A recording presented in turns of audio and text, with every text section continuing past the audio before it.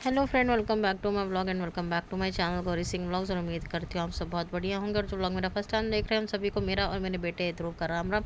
तो सुबह की शुरुआत हो गई है। हस्बैंड चले गए थे ऑफिस क्योंकि उनको जल्दी जाना था, तो साहबजादे को स्कूल छोड़ने की ड्यूटी मेरी लगी हुई है। तो साहबजादे को स्कूल छोड़ के आते हैं और उसके बाद हम सभी रेडी हो गए थे क्योंकि आज भाभी भी आने वाली हैं। स्कूल छोड़ के आते हो, चलो बेटा। तो भाई तैयार तो हम हो गए थे, घर का काम कुछ भी नहीं हुआ था, बस हम लोग जल्दी से कैब करी और हम लोग निकल गए थे क्योंकि भाभी भी आने वाली थी और हम लोगों को एक और जगह जाना था जो हमारा बहुत ज़रूरी काम था और जिस काम के लिए भैया भाभी आए थे।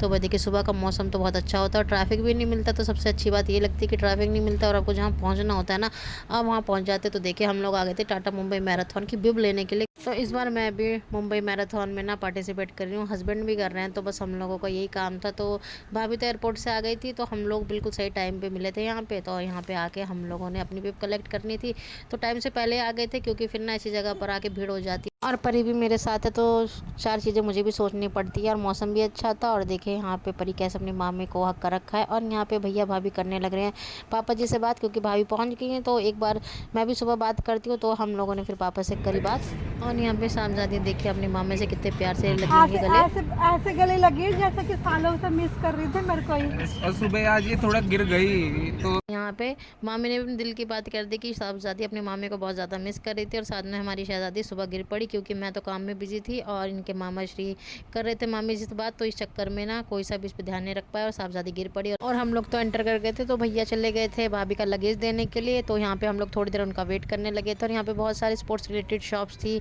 तो यहाँ पे बहुत सारे लोग शॉपिंग भी कर रहे थे जिन्होंने बिप कलेक्ट कर ली थी। तो बस हम लोगों का तो यहाँ पे भैया का वेट कर रहे थे। तो यहाँ पे मामी भांजी करने लगी अपनी बातें। तो मैं इधर यही सोच रही थी कि मैं जाके परी को लेके अपनी बेब कलेक्ट करके आ जाती हूँ क्योंकि बच्चे का मूड का कुछ पता नहीं। तो यहाँ तो मामी भांजी की बातें नहीं खत्म हो रही थी और हम करने लगे थे मामा का इंतजार। तो मामा तो आ गए थे, तो मैंने तो भैया अपनी स्पीड पकड़ी क्योंकि मुझे बिब लेने की जल्दी थी क्योंकि परी का मूड का कुछ पता नहीं कब वो थोड़ी देर में क्रैंकी हो जाए, उसको भूख लगे। तो भैया मैं तो चलने लगी थी। इतना बड़ा ग्राउंड है ना, लेफ्ट राइट करते करते मेरी तो हालत ख़राब हो गई थी बच्चे के साथ। और चलते ही जा रहे लेकिन बेब का सेक्शन ही नहीं आके दे रहा। मैं तो हो गई थी परेशान और पता नहीं मैं कहाँ से कहाँ निकले जा रही थी, बस लेफ्ट राइट। और फाइनली चलते चलते ना मेरी तो ऐसी हालत हो गई थी भैया, बिब का सेक्शन कब आएगा ऐसे करते करते ना यहाँ पे एक एक जगह पे कहीं ना कोई इवेंट की प्रिपरेशन चली रही थी। तो फाइनली देखिए, मुझे तो मेरा बिब मिल गया था। मैंने अपना अपना और अपने हस्बैंड का जो है बिब कलेक्ट कर लिया था। और देखिए कितना बड़ा यहाँ पे ग्राउंड है। तो धीरे धीरे ना रश पड़ता ही जा रहा था। और यहाँ पे मैंने ये भी पूछा था कि भाई हम बच्चे को लेके मैराथन कर सकते हैं, तो मुझे तो परमिशन नहीं मिली थी। तो बस यहीं पे हमारे जो जितने भी क्वेश्चन डाउट थे मेरे तो सब क्लियर हो गए थे। तो कोई नहीं,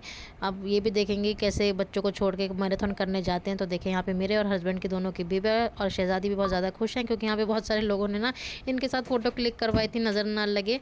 तो बस हम लोग आ गए थे बाहर क्योंकि अब घर जाना था। तो देखिए भैया भाभी आगे चले जा रहे हैं और इन दोनों की किसी ना किसी बात पर ना बहस चलती ही रहती है। और बस हम लोगों ने कर ली थी कैब और उसके बाद घर जाके मुझे करने थे बहुत सारे काम जो मेरा इंतज़ार कर रहे थे, जैसे घर की साफ़ सफाई, खाना पीना करना, ध्रुव को स्कूल से लेके आना, फिर उसको ट्यूशन छोड़ना, फिर लेके आना। और बहुत सारे काम मेरे पेंडिंग पड़े हुए थे क्योंकि एक हाउसवाइफ के काम ना कभी भी खत्म नहीं होते, चाहे कोई आ जाए कोई चला जाए। हाउसवाइफ के काम तो कभी खत्म हो गए नहीं। तो चलिए फ्रेंड्स, इस व्लॉग को मैं यहीं पे एंड करती हूँ और मिलते हैं हम आपसे नेक्स्ट व्लॉग में। तब तक के लिए बाय बाय।